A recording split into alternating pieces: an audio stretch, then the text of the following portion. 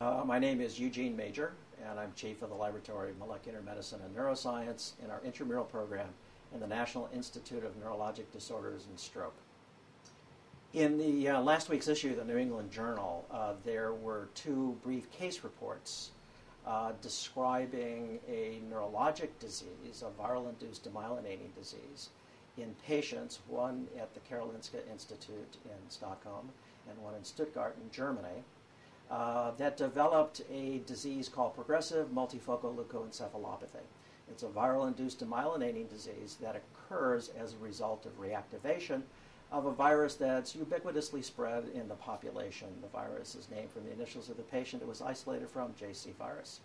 The reactivation seems to occur in the background of particular biological therapies that are used in this particular case for individuals with multiple sclerosis. The drug is called natalizumab, and it seems to reactivate virus from sites of latency. The virus then traffics into the brain, initiates an infection in the cells that produce myelin, and you get another demyelinating disease in addition to MS. We had seen this several years ago in a large global phase 3 clinical trial in which 3 patients out of approximately 3,000 developed this disease, PML. 2 had multiple sclerosis, and 1 had an inflammatory bowel disease called Crohn's disease.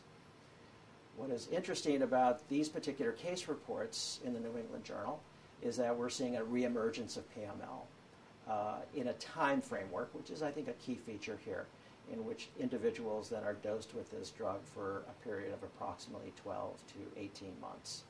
There was an additional report in the New England Journal that described the detection of the virus that's associated with PML that is excreted into the urine. And what those individuals had described is an increase in both the amount of virus excreted into the urine as well as the numbers of individuals that they looked at that showed what's called viruria, which eventually, in their report, leads to viremia. And the possibility that they described there could be a marker for the risk for the development of PML.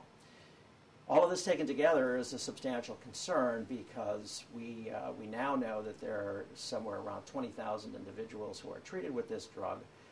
These would be multiple sclerosis patients for a period of around 18 months. And so the risk of the development of this rather serious viral-induced disease is approximately 1 to 1,000. And that's what we predicted several years ago from the initial 3 cases out of the 3,000 that were reviewed.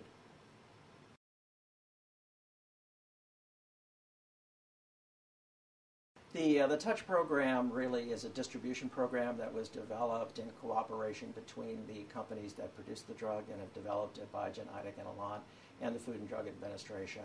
And currently, my understanding is that there really isn't a requirement for that, to look at viremia as a potential risk factor for PML.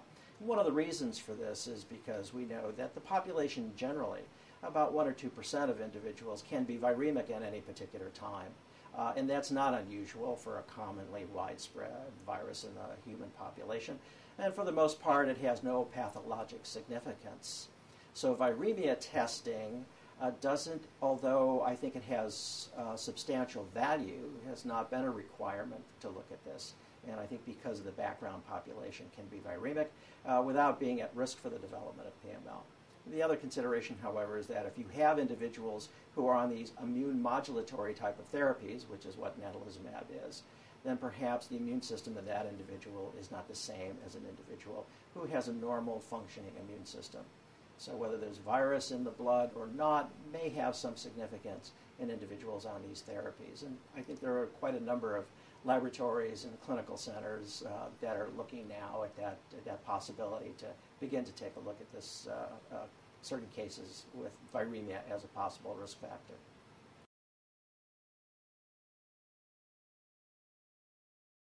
Well, I think that we have to say that the risk of 1 to 1,000 was calculated based on statistics of those initial, what we call index cases, where 3 cases, again, out of approximately 3,000 individuals had developed this disease.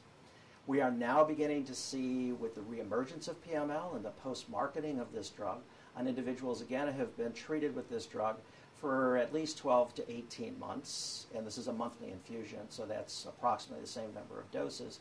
we're beginning to see in that temporal framework approximately the estimated statistical rate of 1 to 1,000. It wasn't really arbitrarily set. This is what we're evaluating, and this is what we see.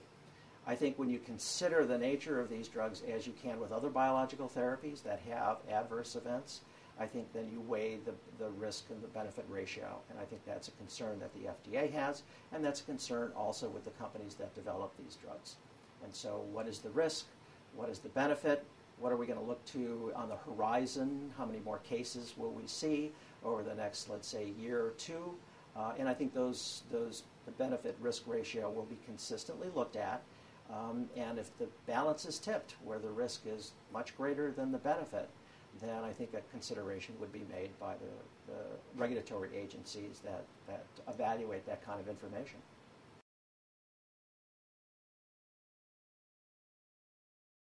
Well, I think that we're focused on the laboratory evaluation of clinical samples that we receive here in my laboratory at the NIH. We make the evaluation on samples that we receive, whether it's cerebrospinal fluid for the laboratory confirmation of this disease, or whether it's blood samples and plasma and serum or cells within the blood, where we have detection levels using sophisticated technologies of gene amplification, where we can detect very low levels of this. We report that information to our clinical centers and to the clinical colleagues that we work with, and the clinical evaluation of that information is made by them. We certainly have had a great deal of experience in doing this, and would think that an individual with a high level, for example, of this viral DNA in their peripheral circulation would be a matter of concern. Certainly would be something that, just based upon the data that we can generate in the laboratory, would be something that should be looked at during the course of treatment with these individuals, for sure. Again, I think I'll leave the clinical evaluation of the use of this drug to the clinicians and the neurologists who treat these individuals.